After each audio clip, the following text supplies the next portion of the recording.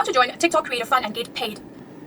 So the old TikTok Creator Fund no longer exists on your TikTok. TikTok officially shut down the original Creator Fund because the creator were frustrated with receiving tiny payouts. But you do have other methods from which you can earn money on TikTok. So first of all, get into TikTok and then simply tap on your profile, then tap on TikTok Studio.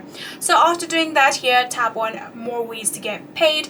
We have a lot of different things. So first one is Service Plus. If you do provide any kind of service, you can tap join and apply for that so that you would get more clients on your ends, and like that you'll be able to make money. We also have the option of video gifts. If you tap on that one here, you can simply enable this option, and if you are eligible, you'll be able to earn money like that. We also have the option of subscriptions and work with artists. In subscription, you can create exclusive content for your subscribers only.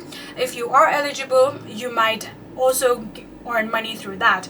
If you want to work with artists, you can also apply for that, and if your account is eligible, you will be able to earn money on TikTok, and that's it.